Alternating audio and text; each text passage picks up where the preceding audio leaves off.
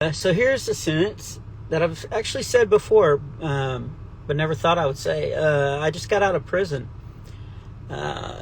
Just left.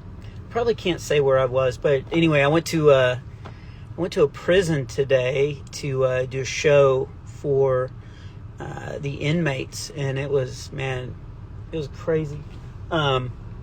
Anyway, yeah, I was in there. It's insane.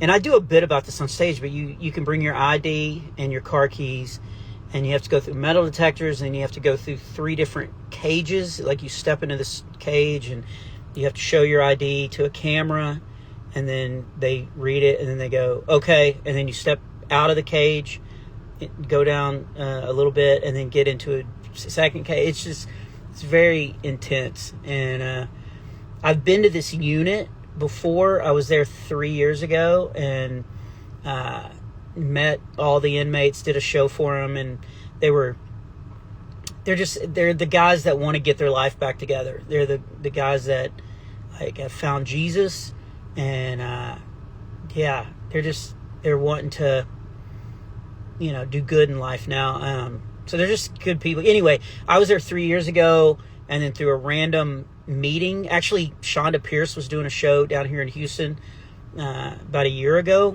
and so she asked me and Sarah to come hang out with her, and then she asked me to get up on stage and do some time so people would actually get some good comedy. Shonda's not going to listen to this, so I think I'm okay, but that was a good joke. But anyway, hey guys, the myth, the legend. Are you guys reading Shama's thing about him calling me the legend? Shama and I are actually working on doing some stuff together. We want to try to do some shows together. But anyway, back to my story. I'm not going to be funny on this because this is one of those moments that you're just kind of like, wow, God can use this. Anyway, so like a year ago, I'm doing this. I get up and I do this little bit for Shonda because I love Shonda, and this guy comes and introduces himself afterwards. He's like, man, have you ever thought about doing prison ministry? And I was like, yeah, I've actually done probably 10, 15 of them, different units and stuff around where I live. We're really not supposed to say the name of the prison, but you guys can probably figure it out. And he was like, man, I'd love to get you into this unit. And it's like, okay, but I travel and got the whole Average Boy podcast stuff going on. So it keeps me pretty busy. Plus, I think I got a family at home that, needs attention and stuff. Anyway, I'm off this weekend. And so he was like, hey, can you come up and do a show for this unit? And I was like, yeah, I was there 3 years ago, and they're a great group of guys, inmates. And he's like, okay. So we went through the little 3 cage deal, and this guy's awesome. He was like talking me through it, trying to make me comfortable. And he's like, okay, when we get in, you stay on the yellow line through the middle of the hallway, walking past all the cells and stuff. And he's like, the prisoners know if you're walking through and you're on the yellow line, they have to get up against the wall, and they're not supposed to talk to you and everything.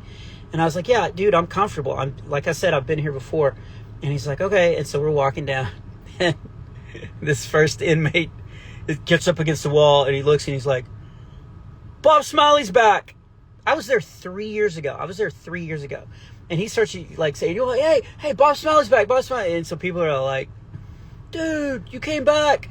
It was humbling because I was there 3 years ago, and these guys remembered. That's how starved they are just to know that somebody cares, that somebody. And I'm not making this video. I'm just kind of decompressing just what I went through, because it was, again, and this happens every time I do something like this, I leave more encouraged than any kind of encouragement that I've done for those guys. And so I walked out.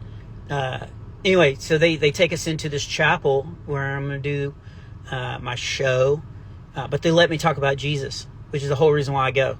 And they have a prison band.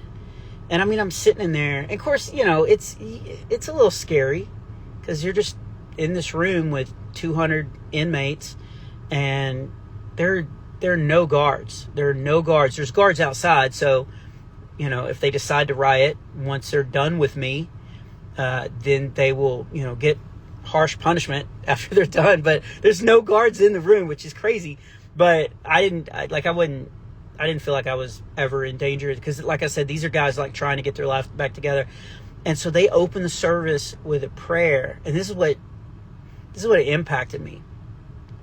They're praying for people outside of the prison, and they spent in the prayer, they were praying for people from Kerrville who had lost people in the flood and all. And I'm like, these guys are locked up for 20, 30 years, and they're praying for people outside that are going through stuff, And then they have a prison band, like they're all inmates. And it is I actually started my show by saying like it's an honor to be back here, but honestly, tomorrow morning I'm going to be sitting at my church service, and the worship's going to be boring, because this was so spirit fed. Like it was crazy good. And guys were rapping, which is normally not my thing, because I don't know if you can see the skin color. I'm transparent. I'm so white. Every year I qualify for a Pale grant. So rap is not my thing. And I got so into it. And then I realized these guys were rapping. Like, it wasn't rap songs. These guys were freestyling, kind of sharing their testimony about how God had like delivered them from addiction and sin and, evil and stuff. And then the band ended, and I didn't want the band to end. That's how good it was. I would have driven up there. I shouldn't have said up there. Now you're going to be able to definitely figure out where I was. And I don't know why you're not supposed to say, but you're not supposed to say. But went up there. I went to the left of my house over to the prison. And I'm the worst at this. But, I would have driven up there just to sit in that worship service, just to hear the band sing praise. Because these guys, they've been through it all. Like, they're not really supposed to talk to me about what they did to get in, but they all do. And these guys have seen some stuff and done some stuff, and they're just like sitting in these chairs just praising Jesus. It was crazy cool. And then I got up with my little dumb jokes, and then afterwards they all lined up, to say the same thing to me. Could you get Tim Hawkins to come? That part was annoying. It was super annoying. But, anyway, it was great, man. I just need to kind of decompress my thoughts. There are people out in this world that they just need to know that they're not alone. They just need to know we're all doing life. We're all having missteps, all messing up. But God's in control. And if you just keep trying to keep your feet on his path, he will eventually work it out for us. Yeah. All right. I'm sure Sarah's like freaking out because I was supposed to be home like 10 minutes ago. I'm in my driveway, which I can't tell you where that is either, because, last time one time I was mowing over here in my yard. I shouldn't have shown you that. Forget you saw that, but I was mowing, and, this car drives by super slow.